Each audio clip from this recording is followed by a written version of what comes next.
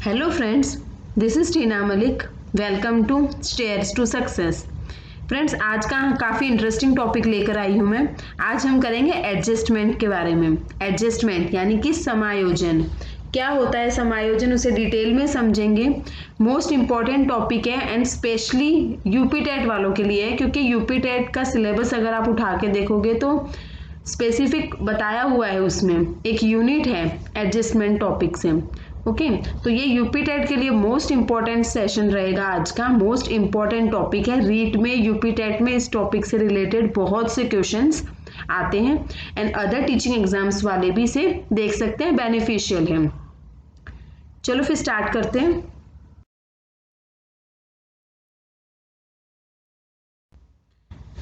तो देखो, ये जो एडजस्टमेंट, नाम जो है एडजस्टमेंट, समायोजन, ये हमारी डेली लाइफ से भी जुड़ा हुआ है। हम सुनते आ रहे हैं एडजस्ट करना सीखो, एडजस्टमेंट एडजस्टमेंट बहुत सुना हुआ है। क्या होता है ये एडजस्टमेंट? तो देखो, एक कोट है, life is all about adjustments between your feelings and reality. मतलब लाइफ क्या है? लाइफ ही एक एडजस्टमेंट है, एडजस्टमेंट का नाम है। किसके बीच? हमारी फीलिंग्स, रियलिटीज, इन सब से क्या है, इनके बीच एक एडजस्टमेंट करना है। वो कहते हैं ना, एडजस्ट करना सीखो। बहुत सुना है हमने ये, हमारे फैमिली वाले भी सब बोलते हैं, पेरेंट्स भी बोलते हैं एडजस्ट करना सीखो। तो ये क्या है? हमारी फीलिंग्स, जो हमारी इच्छा है, हम ये चाहते हैं, हमको वो चाहिए, ये चाहिए, ये सब कुछ है, और हमारी रियलिटी, इन दोनों के बीच में जो एडजस्ट कर रहे हैं ना, वो होता है एडजस्टमेंट। ठीक है, तो ऐसा बोलते हैं। एक सेकंड कोट भी है कि change the changeable and accept the unchangeable. मतलब जिसे चेंज कर सकते हो उसे चेंज करो, ठीक है, और जो अनचेंजेबल है ना, उसे स्वीकार करो, एक्सेप्ट करो उसे। ये क्या है? ये एक एडजस्टमेंट का ही पार्ट है, ठीक है। जिसे आप चेंज कर सकते हो ना, जिसमें आप सुधार कर सकते हो, जो सुधारा जा सकता है, उसे आप चेंज कर दो। ओके, और जिसको आप कोई चेंज नहीं कर सकते, फेरबदल नहीं कर सकते, मॉडिफाई नहीं कर सकते, एक्चुअल है बस वो वही है, उसको एक्सेप्ट कर लो। ओके, तो ये क्या हो गया? ये एक एडजस्टमेंट का ही पार्ट हो गया। ओके, और डिटेल में समझ ले एडजस्टमेंट क्या होता है। अब ये एडजस्टमेंट कहाँ से ओरिजिन हुआ, मतलब इसका नाम का क्या मतलब है, क्या समझे एडजस्टमेंट को, अच्छे से जान लेते हैं। समायोजन, समायोजन दो शब्दों से मिलकर बना है। ओके, सम एवं आयोजन। तो सम का क्या अर्थ है? भली बाती या अच्छी तरह बोल सकते हैं, ठीक है, समान रूप से। एंड आयोजन का अर्थ है व्यवस्था। ओके, अर्थात अच्छी तरह व्यवस्था करना, अच्छी तरह से व्यवस्था करना, वेल ऑर्गेनाइज्ड करना। ओके, इसे कहते हैं एडजस्टमेंट। इस प्रकार समायोजन का अर्थ हुआ सुव्यवस्था या अच्छे ढंग से परिस्थितियों को अनुकूल बनाने की प्रक्रिया से है। ओके, जो सिचुएशन है ना, उनको बोलते हैं ना अकॉर्डिंग बनाना है, सिचुएशन के अकॉर्डिंग चलना है, सिचुएशन के अकॉर्डिंग ढलना है। ओके, जिससे कि व्यक्ति की आवश्यकता पूरी हो जाए और मानसिक द्वंद्व भी ना हो। मतलब कि जो उनकी नीड्स हैं वो भी फुलफिल हो जाए एंड कोई कॉन्फ्लिक्ट भी ना आए, मतलब कोई द्वंद्व भी ना हो, कोई परेशानी भी ना हो, कोई दिक्कत भी ना हो। ओके, समझ गए? आई थिंक आपको यहाँ तक तो समझ में आ ही गया होगा। आगे और डिटेल में समझते हो जाएंगे। बहुत ही मतलब मज़ेदार टॉपिक है, इंटरेस्टिंग टॉपिक है, डेली लाइफ से जुड़ा हुआ टॉपिक है। तो आप इजीली, बोलते हैं ना, आप एडजस्ट मतलब वो कर पाओगे, समझ पाओगे, आप टॉपिक को कोरिलेट कर पाओगे अपने लाइफ के साथ जोड़कर। नेक्स्ट देख लेते हैं मीनिंग ऑफ एडजस्टमेंट, और अच्छे से समझ लेते हैं कि एडजस्टमेंट क्या है। Adjustment is a compromise between the needs of the individual and the demands of the society in which he lives. मतलब ये ना एक टाइप का कॉम्प्रोमाइज है। ओके, हम बहुत सुनते आ रहे हैं कि एडजस्ट कर लो, एडजस्ट कर लो। जहाँ जो सिचुएशन को आप चेंज नहीं कर पा रहे हो वहाँ एडजस्ट कर लो, अकॉर्डिंग हो जाओ, उनके उस सिचुएशन के अकॉर्डिंग चलो, कहते हैं ना। तो ये वही है, ये एक टाइप का कॉम्प्रोमाइज है। क्या? जो किसके बीच में? नीड्स ऑफ द इंडिविजुअल, जो आवश्यकता है इंसान की जो नीड है, ज़रूरतें हैं उसकी, और जिस सोसाइटी में वो रह रहे हैं उस सोसाइटी के डिमांड्स के अकॉर्डिंग। ओके, मतलब क्या उनको साथ लेकर चलना है ना, मतलब ऐसा इस तरह से एडजस्ट करो कि नीड्स भी फुलफिल हो जाए एंड कोई परेशानी भी ना हो किसी को, है ना।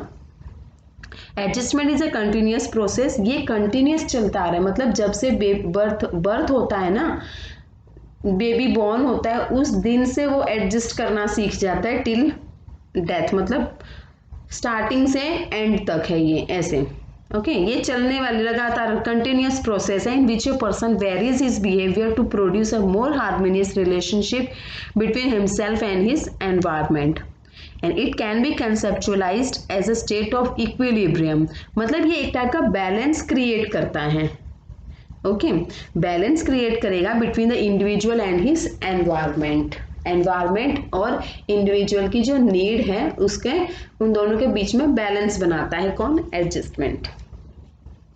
And it's a process by which living organism maintain a balance between its needs and the circumstances, जैसे मैंने अभी बताया उसी तरह से सिचुएशन एंड नीड जो होती है ना इंडिविजुअल की, उसमें बैलेंस बनाता है ये।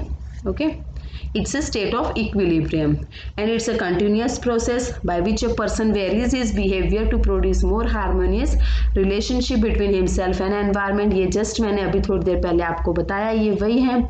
and psychological survival in much the same way as biologists use the term adaptation to describe physiological survival, means ये जो एडजस्टमेंट है ना, इसका दूसरा टर्म भी यूज कर लिया जाता है जो बायोलॉजिस्ट टर्म यूज करते हैं, होता है एडप्टेशन, मीन्स एडप्ट कर लो। Okay, according to situation, according to circumstances adapt कर लो। Is that clear? I think adjustment का मीनिंग आपका क्लियर हो गया होगा। बहुत ही इंपॉर्टेंट सेशन है ये आज का, क्योंकि टॉपिक ही बहुत ही इंटरेस्टिंग है। नेक्स्ट देख लेते हैं, कुछ डेफिनेशन देख लेते हैं जो कुछ साइकोलॉजिस्ट ने बताया है, क्या उनकी क्या पॉइंट ऑफ व्यू है वो भी देख लेते हैं एडजस्टमेंट के बारे में। गेट्स क्या बोलते हैं, समायोजन निरंतर चलने वाली एक प्रक्रिया है जिसके द्वारा व्यक्ति स्वयं और पर्यावरण के बीच अधिक सामंजस्यपूर्ण संबंध रखने के लिए अपने व्यवहार में परिवर्तन कर देता है। बहुत इजी डेफिनेशन है, मीन्स क्या है, अकॉर्डिंग, कैसे, किसके अकॉर्डिंग चल रहे हैं, अकॉर्डिंग वो एनवायरमेंट के साथ क्या है, रिलेशन क्रिएट कर रहे हैं अकॉर्डिंग टू एनवायरमेंट और उसके नीड्स, साथ में बैलेंस बनाता हुआ। ओके, स्मिथ के अनुसार अच्छा समायोजन वह है जो यथार्थ पर आधारित तथा संतोष देने वाला हो। यथार्थ पे आधारित मीन्स रियलिटी बेस्ड हो, प्रैक्टिकल हो, रियलिटी बेस्ड हो, प्लस संतोष देने वाला हो, मीन्स क्या, सेटिस्फैक्शन देने वाला हो। ओके, मीन्स ऐसी सिचुएशन जिसमें रियलिटी भी है, प्रैक्टिकल है, एक्चुअल है जो, ओके, साथ में ही उससे क्या हो रहा है, सेटिस्फेक्शन भी मिल रहा है, वो एडजस्टमेंट, ठीक है, वो एडजस्टमेंट कहलाता है। अच्छा एडजस्टमेंट उसे कहा जाता है। बोरिंग, लैंगफील्ड एवं वेल्ड के अनुसार समायोजन वह प्रक्रिया है जिसके द्वारा व्यक्ति अपनी आवश्यकताओं और उन आवश्यकता की पूर्ति को प्रभावित करने वाली परिस्थितियों में संतुलन बनाए रखता है, मीन्स बैलेंस क्रिएट करके रखता है उस सिचुएशन के लिए जो उसकी नीड्स को फुलफिल कर सके। ओके, जिससे उसके नीड्स फुलफिल हो सके, ताकि वो, इसलिए वो बैलेंस इक्वल बना के रखता है, इक्विलिब्रियम का स्टेट रखता है। Okay, and Carter V Good बोल रहा है कि adjustment is the process of finding and adopting modes of behaviour, मतलब जो एडजस्टमेंट एक ऐसा प्रोसेस है जो बोलते हैं ना, मोड्स ऑफ बिहेवियर को एडप्ट कर लेता है, ढूंढ लेता है, एडप्ट कर लेता है अकॉर्डिंग टू एनवायरनमेंट, जो एनवायरनमेंट पर सूटेबल हो, एनवायरनमेंट के अकॉर्डिंग हो, और the change in the environment, या फिर एनवायरनमेंट में जो भी चेंज हो रहा है उसके अकॉर्डिंग हो। ओके, ये तो थे कुछ point of view different psychologist के। ओके, नेक्स्ट देख लेते हैं। अब देख लेते हैं कुछ features. Okay, characteristics of adjustment, क्या विशेषताएं हैं इस एडजस्टमेंट की, समायोजन की, देख लेते हैं। मेच्योरिटी इन थिंकिंग, मतलब उनकी थिंकिंग बोलते हैं ना, लॉजिकल थिंकिंग आ जाती है, प्रैक्टिकल वे में सोचते हैं वो।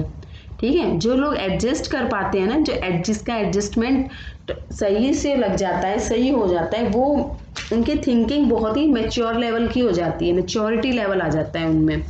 इमोशनल बैलेंस होता है।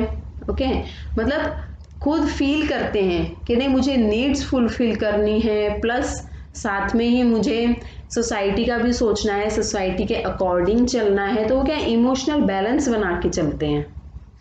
Okay, warm and understanding towards other, दूसरों के लिए अंडरस्टैंडिंग मतलब अच्छे से समझ रखते हैं दूसरों के बारे में। Free from tension due to routine events, सभी टेंशन से मुक्त रहते हैं, फ्री रहते हैं। And independent in decision making, खुद के डिसीजन खुद लेते हैं, सोच समझ के लेते हैं, इंडिपेंडेंट होके लेते हैं। Is that clear? Okay, next देखते हैं। अब देख लेते हैं कि स्टूडेंट के एडजस्टमेंट में, मतलब स्टूडेंट का प्रॉपर एडजस्टमेंट हो सके, स्टूडेंट अच्छे से एडजस्ट कर सके, तो उसके लिए टीचर का और स्कूल का क्या रोल होना चाहिए। ओके, ये भी देख लेते हैं, पूछ लिया जाता है। तो देखो, एक तो होता है कि प्रॉपर क्लासरूम एनवायरनमेंट प्रोवाइड किया जाए जहाँ पर बच्चे फ्रीली एक्सप्रेस कर सके खुद को। Okay, develop in youngsters a sense self respect and self esteem buying compliments of for work well done, मतलब बच्चों में क्या करना है, सेल्फ रिस्पेक्ट और सेल्फ एस्टीम को मतलब प्रमोट कर सके टीचर। ओके, अपॉर्चुनिटीज देना बच्चों को ताकि खुद को एक्सप्रेस कर सके प्रॉपर वे में। Accept the individual differences of students, मतलब कि हर एक बच्चे में इंडिविजुअल डिफरेंसेस होते हैं, तो टीचर को ये बात समझते हुए हर एक बच्चे के अकॉर्डिंग करिकुलम, सिलेबस, सब कुछ, टीचिंग स्ट्रेटेजी, सब कुछ इंडिविजुअल डिफरेंसेस को मतलब वो एम्फसाइज करना है, उसको ध्यान रखते हुए चलना है। Develop comprehensive cumulative records by collecting information through classroom sitting. Practices good mental health. Participate and contributes to the effectiveness of case conferences. Teacher himself should adopt democratic and respectful behavior. तो देखो, एक तो क्या है, उनका हर एक का record data collect करके रखना। ओके, ये होना चाहिए। गुड हाई हेल्थ का बहुत प्रॉपर ध्यान रखना चाहिए, है ना। मेंटल हेल्थ, फिजिकल हेल्थ बहुत ही ज़्यादा मायने रखती है, तो ये सब का बहुत ही ज़्यादा ध्यान रखना चाहिए। टीचर को प्रॉपर एनवायरनमेंट देना चाहिए। ओके, एंड हर एक बच्चे अच्छे से पार्टिसिपेट कर सके डिबेट्स वगैरह में, उनको जो भी होते हैं ना उनके अकॉर्डिंग होना चाहिए। Teacher himself should adopt democratic and respective behaviour, teacher को खुद को ही democratic and respective behaviour follow करना चाहिए। आई थिंक यहाँ तक का कंसेप्ट क्लियर हो गया है, इतना कुछ डिफिकल्ट तो है नहीं। अब बहुत ही सिंपल वे में, बहुत ही इजी वे में समझा रही हूँ मैं। अगर पसंद आ रहा है ना आज का सेशन, तो प्लीज़ लाइक कर दीजिए एंड मैक्सिमम शेयर कीजिए अपने फ्रेंड्स के साथ।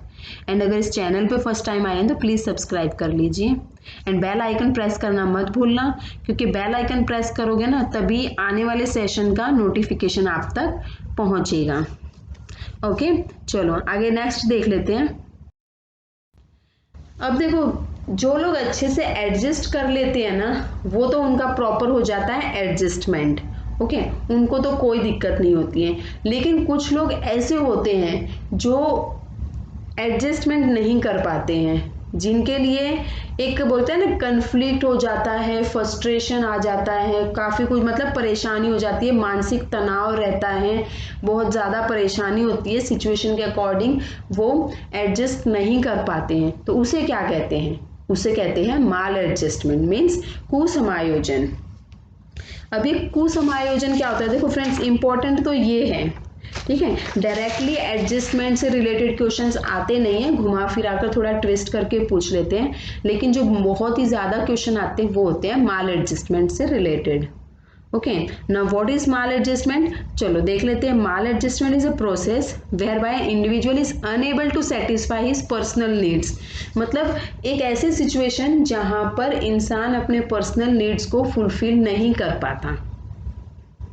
ओके, जैसे बायोलॉजिकल हो सकता है, साइकोलॉजिकल हो सकता है, सोशल नीड्स हो सकती है, and establish an imbalance between an expectation of the society resulting in the disturbance of psycho equilibrium। मतलब एक टाइप का imbalance आ जाता है, इक्विलिब्रियम क्रिएट नहीं हो पाता है, imbalance रहता है, नीड्स फुलफिल नहीं हो पाती है।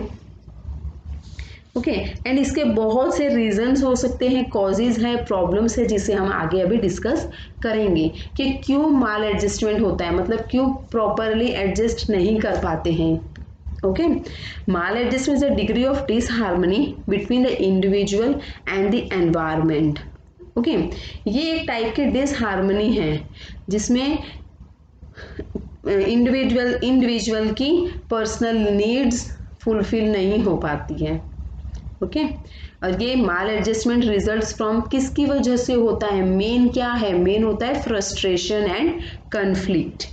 ओके, फ्रस्ट्रेशन, कुंठा भी बोलते हैं इसको, हिंदी में कुंठा बोलते हैं, एंड कन्फ्लिक्ट यानी द्वंद्व। ओके, जिसे हम डिटेल में अभी आगे डिस्कस करेंगे। अभी individual struggles between his abilities and capacity and his environment. मतलब इसमें क्या होता है, हर एक इंसान है ना, बोलते हैं कि बहुत ही ज़्यादा परेशानी में रहता है, एक टाइप की स्ट्रगल कर रहा होता है, बैलेंस बनाने की कोशिश करता है, अपनी एबिलिटीज़ की, कैपेसिटी की और एनवायरनमेंट की तालमेल बिठाने की कोशिश करता है, लेकिन उसमें सक्सेसफुल नहीं हो पाता। It indicates the failure of the individual to adjust to a situation. एक टाइप का फेलियर इंडिकेट करता है माल एडजस्टमेंट। क्यों? क्योंकि सिचुएशन के अकॉर्डिंग अपने आप को वो ढाल नहीं पाते हैं। ठीक है, सिचुएशन के अकॉर्डिंग खुद को बोलते हैं ना, एडजस्ट नहीं कर पाते हैं, तो ये एक टाइप का फेलियर इंडिकेट करता है। और अच्छे से समझ लेते हैं, क्लियर हो जाएगा कंसेप्ट, क्योंकि इंपॉर्टेंट माल एडजस्टमेंट है कुसमायोजन। ओके, एडजस्टमेंट तो इजी था, समझ लिया, एडजस्ट कर पाना, बैलेंस बना पाना, उसका जस्ट अपोजिट है माल एडजस्टमेंट। तो माल एडजस्टमेंट के तो बहुत से कॉजेज है, कारण बहुत हैं, प्रॉब्लम्स भी बहुत हैं, उसके मेथड्स भी हैं बहुत सारी, यानी काफ़ी कुछ हम अभी डिटेल में समझेंगे। तो पहले देख लेते हैं कॉजेस, क्या कारण हो सकते हैं। ओके, कारण तो ये हो सकता है कि अनहेल्दी होम एनवायरनमेंट हो सकता है, घर का माहौल अच्छा ना होना। ठीक है, हो सकता है उसमें जैसे कि पेरेंट्स, मदर फादर में से किसी का मदर फादर का डिवोर्स हो गया है, सिंगल पेरेंट चाइल्ड हैं, देन ड्रग एडिक्टेड पेरेंट्स हो सकते हैं, सिंगल पेरेंटिंग हो सकता है, लो मॉरल्स, नैतिक वैल्यूज कम सिखाई गई हो। ओके, ये सब कुछ क्या आ जाता है, अनहेल्दी एनवायरनमेंट, इसकी वजह से माल एडजस्टमेंट हो सकता है, कारण है एक। हेरिडिटी कॉजेज भी हो सकती है कि हो सकता है ना, जैसे एक का फिजियोलॉजिकल स्ट्रक्चर ठीक नहीं है, कलर ऑफ स्किन डार्क है, ये सब कुछ भी माल एडजस्टमेंट का ही कारण हो सकता है। पॉवर्टी, गरीबी हो सकता है, जेलिसी होना, बहुत ज़्यादा वरीड रहना, ये सब कुछ। एनवायरमेंटल कॉजेज भी हो सकता है, जैसे कि प्रॉपर एनवायरनमेंट नहीं मिल पाया। ओके, प्रॉपर एनवायरनमेंट नहीं दे पाए हैं, then faulty method of teaching. अब टीचर के द्वारा, टीचर अगर प्रॉपर मेथड यूज़ नहीं कर पा रहे हैं, लेसन बहुत ही बोरिंग है, डल है, बहुत ही अच्छे से नहीं समझा रहे हैं, तो वो क्या होगा, बच्चों में क्या आएगा, मतलब वो प्रॉपरली उस टॉपिक से अच्छे से समझ नहीं पाएंगे, क्लासरूम में अच्छे से एडजस्ट नहीं कर पाते हैं। ओके, स्ट्रिक्ट डिसिप्लिन हो सकता है कि बोलते हैं ना, बहुत ज़्यादा स्कूल में स्ट्रिक्ट डिसिप्लिन बना दिया, जेल बना रखा है, जैसे बच्चों को बिठा दिया है, ये बच्चों के लिए तो एक टाइप का जेल हो रहा है स्कूल, है ना। बहुत ज़्यादा स्ट्रिक्ट से भी क्या होगा, बच्चों में डर बैठ जाता है, वो बहुत ज़्यादा वरीड रहने लग जाते हैं, फियर होता है उनमें। ओके, तो ये सारे कॉजेज हैं, आगे भी हैं, देख लेते हैं। हो सकता है lack of equipments, facility proper नहीं मिल रही है, स्कूल में बच्चों को प्रॉपर फैसिलिटी नहीं दे पा रहे हैं, ताकि वो साइंस लैब में जा रहे हैं, कुछ भी प्रॉपर इक्विपमेंट्स नहीं है उनके पास और भी फैसिलिटीज़ नहीं है स्कूल में, तो इससे क्या हो रहा है, इससे टेंशन हो जाता है, फ्रस्ट्रेशन हो जाता है बच्चों में। Okay, lack of guidance and counselling, proper guide करने वाला कोई नहीं है स्कूल में, बच्चों को आगे क्या करना है, किस चीज़ में इंटरेस्ट है, कौन सी चीज़ उनके लिए बेनिफिशियल है, तो क्या पॉजिटिव है क्या नेगेटिव, समझाने वाला प्रॉपर गाइड करने वाला कोई नहीं है, तो इससे क्या होता है बच्चे बहुत ज़्यादा कंफ्यूज्ड रहते हैं। Okay, lack of recreational facility, इसमें क्या होता है, इसमें यूँ है कि बच्चों के खेलने के लिए लाइब्रेरी, डिबेट्स, डिस्कशन, पजल्स, ये सब कुछ बोलते हैं ना, बहुत ही कम फैसिलिटी होती है या नया ना के बराबर होती है। ओके, कई स्कूल होते हैं जहाँ पे लाइब्रेरी नहीं होती है, कुछ स्कूल ऐसे होते हैं जिसमें डिबेट्स, डिस्कशन, ये सब कुछ होता ही नहीं है, बच्चे पार्टिसिपेट ही नहीं करते, खुल के एक्सप्रेस ही नहीं कर पाते हैं। ओके, तो अंदर ही अंदर क्या होता है, उनको थोड़ा से फियर रहता है, हेजिटेशन रहती है, एक्सप्रेस नहीं कर पाते हैं वो। मास मीडिया, मास मीडिया तो ये तो वही है, it's one type of explosion of knowledge. Mass media अगर बोलते हैं ना, ये क्या करता है, children are expose to mass media, explosion of knowledge, adult issues nowadays, if the child witnesses films which depict low sexuality and violence, it may leads to maladjustment, means बोलते हैं ना, उनकी एज से बढ़कर अगर कुछ मूवीज, फिल्म्स या फिर क्लिप्स दिखा दी जाए तो उससे क्या होता है, दिमाग उनमें, माइंड में उनके बोलते हैं ना बहुत ही ज़्यादा हाइपर हो जाते हैं वो। तो ये भी एक टाइप का वायलेंस सीख जाते हैं। ओके, तो ये क्या होता है, ये भी एक टाइप का माल एडजस्टमेंट होता है। Now next one is social laws and bindings. It's a one type of most common source of frustration in one's life. Okay, restriction, जो restrictions लगा दिए जाते हैं, bindings बांध के रख रहे हैं बच्चों को, है ना, बोलते हैं ना ये समाज के ये कानून सीख लो, ये ठीक नहीं है, सोसाइटी के अकॉर्डिंग चलो, उस तरह से चलो, और बोलते हैं ना पेरेंट्स बहुत ज़्यादा बांध के रखते हैं बच्चों को, ये सब कुछ, उसका भी गलत असर पड़ सकता है बच्चों पर। Okay, last one is bad company, neighbourhood, गलत संगत में आ जाते हैं फ्रेंड्स, ओके, जो सही नहीं होते उनके साथ रहते हैं, या फिर नेबरहुड हो जाता है, तो वो क्या होता है, इस चाइल्ड्स के बिहेवियर पे बहुत ही ज़्यादा इम्पैक्ट डालता है ये सब कुछ। ओके, तो इससे बच्चे क्या बोलते हैं, झूठ बोलना सीखते हैं, चोरी करना सीखते हैं। ओके, आई थिंक कॉजेज आपके समझ में आ गया होगा, यहाँ तक का कंसेप्ट क्लियर हो गया है।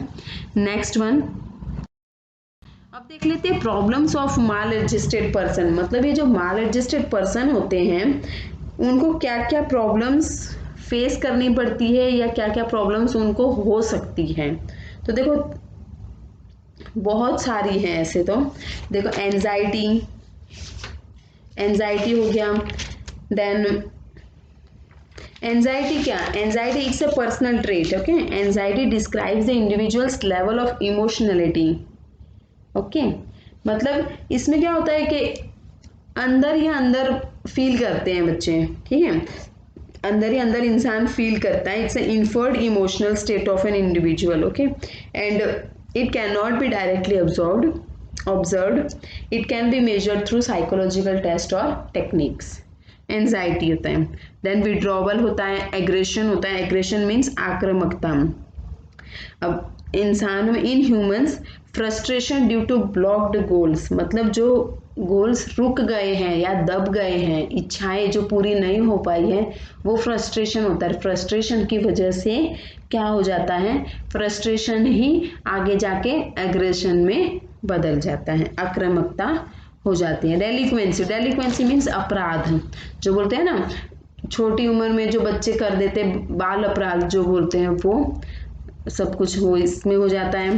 देन ड्रग एडिक्शन, ड्रग की आदत लग जाना।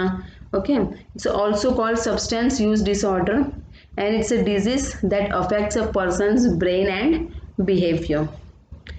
लो अचीवमेंट विफलता या कम उपलब्धि भी कहते हैं इसको। And low achievement is considered as a multi dimensional problem because there are so many factors. बहुत सारे फैक्टर्स होते हैं जो इसको अफेक्ट करते हैं, जैसे कि साइकोलॉजिकल फैक्टर हो सकता है, एजुकेशनल फैक्टर हो सकता है, सोशल फैक्टर हो सकता है और मेडिकल रीजंस भी हो सकते हैं जो लो अचीवमेंट को बोलते हैं, लो अचीवमेंट पे ज़्यादा वो करते हैं, लो अचीवमेंट का फैक्टर बन जाते हैं, लो अचीवमेंट को बहुत ज़्यादा वो कर देते हैं, बहुत से फैक्टर्स होते हैं। Next one is frustration and conflict. ये तो मोस्ट इम्पॉर्टेंट है, इन्हें थोड़ा कुछ डिटेल में समझ लेते हैं हम।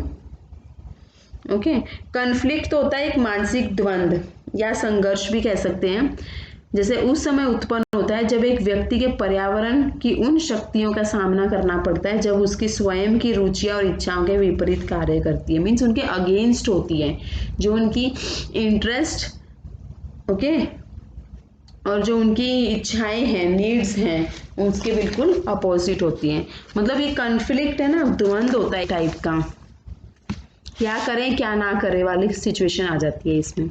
अच्छे से और डिटेल में बता देती हूँ मैं। पहले फ्रस्ट्रेशन देख लेते हैं। फ्रस्ट्रेशन क्या है? फ्रस्ट्रेशन गुड के अनुसार, गुड साइकोलॉजिस्ट हैं, उनके अनुसार वो क्या कहते हैं कि फ्रस्ट्रेशन क्या होता है, किसी इच्छा या आवश्यकता में अवरोध आ जाने से, मीन्स रुकावट आ जाने से उत्पन्न संवेगात्मक तनाव।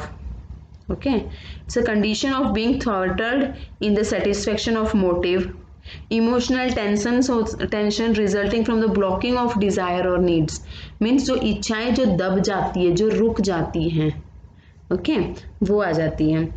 Feeling of being blocked, thwarted in satisfying a need of attaining a goal that individual perceives as significant. Frustration occurs when goal is blocked. ये तो जैसे मैंने अभी बता दिया कि जो गोल्स रुक जाते हैं, दब जाते हैं, बंद हो जाते हैं, सभी तरफ से फुलफिल नहीं हो पाते हैं, वो होता है frustration. Frustration lies both in the individual and his environment, and frustration results from in mental tension. अब देखो एग्जाम्पल के थ्रू देखोगे ना तो आपका क्लियर हो जाएगा कि फ्रस्ट्रेशन होता क्या है। मान लो एक छात्र पढ़ने में इसलिए विशेष परिश्रम करता है जिससे वह कक्षा में प्रथम स्थान पा सके। मतलब एक बच्चा है, एक चाइल्ड है, एक स्टूडेंट है जो क्लास में बहुत ही अच्छे से पढ़ाई कर रहा है, बहुत ही ज़्यादा मेहनत कर रहा है। क्यों? क्योंकि वो क्लास में फर्स्ट आ सके। जब परीक्षा फल निकलता है, मीन्स जब रिजल्ट आता है, तब पता चलता है कि उसका तो फर्स्ट पोजीशन आई ही नहीं। इसमें अवरोधक क्रमबद्ध पढ़ने का अभाव, मतलब इसमें क्या होता है, स्तर अनुसार प्रश्नोत्तरी का अभाव, पारिवारिक परेशानियां एवं रात्रि को बिजली का अभाव आदि हो सकता है। मीन्स वो फर्स्ट नहीं आ पाया, तो इसमें रीजंस तो बहुत हो सकते हैं ना, रीजन बहुत हो सकते हैं। ओके, कि उसके पास बुक्स नहीं होगी, सिलेबस नहीं होगा उसके पास, या फिर उसके पास क्वेश्चन पेपर, मतलब क्वेश्चंस के सेट नहीं होंगे, वो क्वेश्चन कैसे आएंगे उसको पता नहीं होगा, या फिर कुछ फैमिली प्रॉब्लम्स हो सकती है, या इलेक्ट्रिसिटी की प्रॉब्लम हो सकती है, बहुत से रीज़न हो सकते हैं। तो इस रीज़न से, इससे क्या हुआ, ये क्या क्रिएट किया, ये फ्रस्ट्रेशन कहलाता है, इसे फ्रस्ट्रेशन कहते हैं। Is that clear? Okay, next one. अब causes of frustration. Frustration causes two types के हो सकते हैं, एक तो है एक्सटर्नल होता है जो एनवायरनमेंट से होता है, ओके, एंड एक इंटरनल जो पर्सनल होता है। एक्सटर्नल में तो कुछ भी, एक्सटर्नल मीन्स वो जिसपे हम कुछ नहीं कर सकते, जो है वही मानना पड़ता है। मतलब ये नेचुरल कैलामिटीज हो सकती है, अर्थक्वेक वगैरह, सोशल फैक्टर्स हो सकता है, norms and rules of society, economic factors हो सकता है, पॉवर्टी, वेजिस या करप्शन हो सकता है। ये सब क्या है, ये एक्सटर्नल है, एनवायरमेंटल फैक्टर्स हैं। Okay, now second one is internal और पर्सनल, जो अंदर से मतलब इंटरनली है। फिजिकल डिफेक्ट और एंड एबनॉर्मेलिटी हो सकती है, मेंटल डेफिशिएंसी हो सकती है, कन्फ्लिक्टिंग डिजायर्स हो सकते हैं, मॉरल वैल्यूज हो सकते हैं, and high level of aspiration हो सकता है। ये सारे के सारे पर्सनल फैक्टर्स हैं जो फ्रस्ट्रेशन का कारण हो सकते हैं। Okay, next one. अब लास्ट कन्फ्लिक्ट्स और समझ लेते हैं थोड़ा सा कि ये कन्फ्लिक्ट क्या है। कन्फ्लिक्ट में से मैंने वैसे बता दिया है थोड़ा तो, लेकिन अभी है ना देखो कन्फ्लिक्ट्स के आगे बहुत से 4 टाइप्स भी है कन्फ्लिक्ट्स के, जो मोस्ट इंपॉर्टेंट है, बहुत क्वेश्चंस आते हैं उससे रिलेटेड। तो मैं ये कन्फ्लिक्ट वाला टॉपिक नेक्स्ट सेशन में कंटिन्यू करूंगी, ओके क्योंकि उसके वो टाइप्स डिटेल में समझना तो वो टाइम कंज्यूमिंग हो जाएंगे। अगर इस सेशन में इंक्लूड करती तो सेशन बहुत ज़्यादा लेंथी हो जाता, टाइम कंज्यूमिंग हो जाता। तो मैं ये कन्फ्लिक्ट वाला टॉपिक नेक्स्ट सेशन में आपके साथ डिस्कस करूंगी, ओके तो समझ लेंगे क्या कुछ है। ओके नेक्स्ट सेशन में मैं अच्छे से डिटेल में समझाऊंगी कन्फ्लिक्ट क्या होता है, द्वंद्व क्या होता है। ओके नेक्स्ट वन, अब देख लेते हैं मेथड्स ऑफ एडजस्टमेंट। ये मेथड से तो बहुत ही ज़्यादा क्वेश्चंस आते हैं। एडजस्टमेंट टॉपिक से अगर क्वेश्चन निकल के आता है ना तो मेथड से रिलेटेड ही पूछते हैं, और तो क्वेश्चंस आते हैं माल एडजस्टमेंट से रिलेटेड। ओके तो तनाव, दबाव व संघर्ष की स्थिति में समायोजन की आवश्यकता पड़ती है, तब वह 2 प्रकार से समायोजन करता है। ठीक है, 2 टाइप्स के मेथड्स हैं एडजस्टमेंट के, प्रत्यक्ष विधि जिसे कहते हैं डायरेक्ट मेथड एंड अप्रत्यक्ष विधि जिसे कहते हैं इनडायरेक्ट मेथड। तो देखो फ्रेंड्स, जो डायरेक्ट मेथड है वो तो अभी मैं आपको समझा दूंगी क्या कुछ है, एंड जो नेक्स्ट है अप्रत्यक्ष विधि इनडायरेक्ट मेथड, इसमें आता है डिफेंस मैकेनिज्म, जो मोस्ट इंपॉर्टेंट टॉपिक है, उसे भी मैं नेक्स्ट सेशन में आपके साथ डिस्कस करूंगी। तो आज हम पढ़ेंगे सिर्फ डायरेक्ट मेथड के बारे में। ओके प्रत्यक्ष विधियां क्या हैं। जब व्यक्ति चेतनावस्था में रहकर समायोजन को स्थापित करने के लिए प्रयत्न करता है तो वह प्रयत्न प्रत्यक्ष विधि के अंतर्गत माने जाते हैं।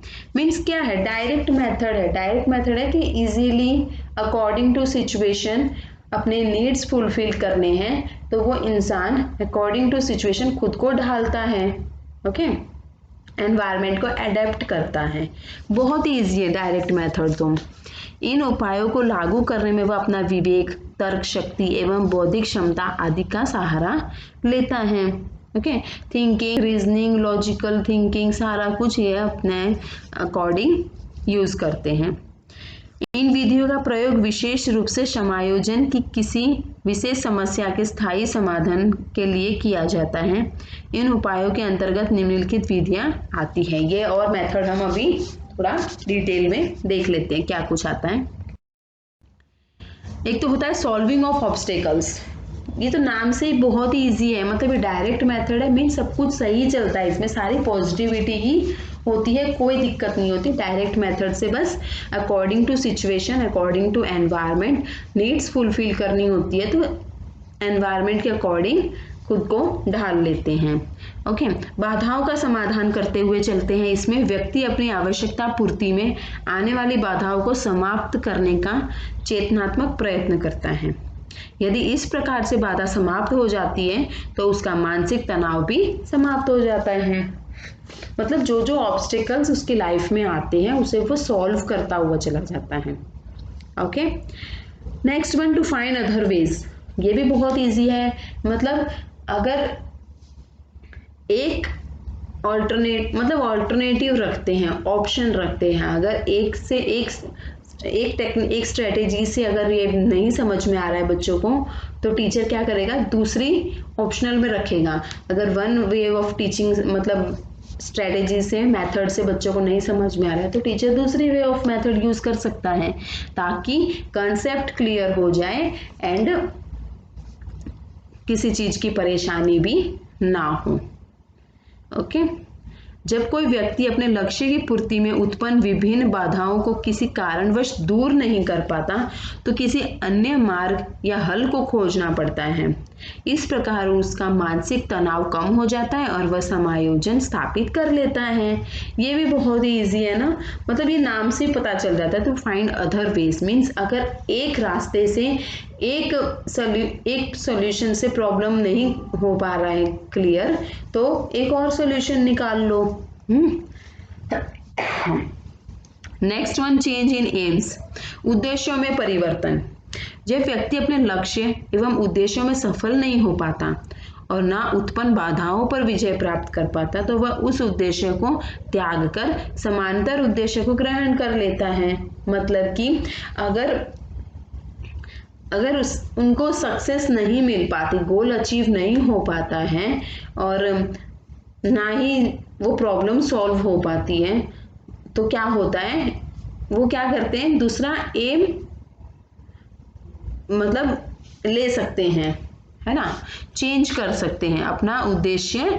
नेक्स्ट दूसरा ही सेम अकॉर्डिंग सिमिलर उद्देश्य वो ग्रहण कर सकता है। नेक्स्ट वन इज विश्लेषण एवं निर्णय, एनालिसिस एंड डिसीजन। जब मनुष्य परिस्थितियों से घिर जाता है तो वह मानसिक संतुलन खो बैठता है। मतलब जब कोई इंसान बहुत ही ज्यादा सिचुएशन से घिर जाता है, मतलब सराउंडिंग सारे उसके सिचुएशन होती है, तो उसका मानसिक संतुलन जो होता है वो बिगड़ जाता है, वो खो बैठता है। उसे लक्ष्य प्राप्त करने के लिए कोई उपाय खोजना पड़ता है। ओके, यह रास्ता परिस्थिति का सही विश्लेषण और उचित निर्णय करने पर ही निर्भर होता है। मतलब उनको प्रॉपर एक्यूरेट सही क्या है एनालिसिस करना होता है, डिसीजन लेना होता है। Is that clear? ये था हमारा डायरेक्ट मेथड। डायरेक्ट मेथड इतना ही है, बहुत ही इजी है, सिंपल है, कोई कंफ्यूजन नहीं होना चाहिए यहाँ तक। नेक्स्ट सेशन में हम पढ़ेंगे इनडायरेक्ट मेथड्स को। इनडायरेक्ट मेथड्स क्या होता है, अप्रत्यक्ष विधियां होता है, जैसे कि इसमें बहुत कुछ है, बहुत ही ज़्यादा पॉइंट्स कवर अप करता है ये, तो इसे मैं नेक्स्ट सेशन में आपके साथ अच्छे से डिस्कस करूँगी।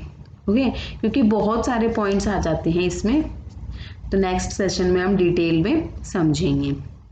आई थिंक आपका यहाँ तक का टॉपिक तो क्लियर हो गया होगा, कोई कंफ्यूजन नहीं रहा होगा। अगर फिर भी कुछ डाउट है, कोई क्वेरीज है तो आप पूछ सकते हैं।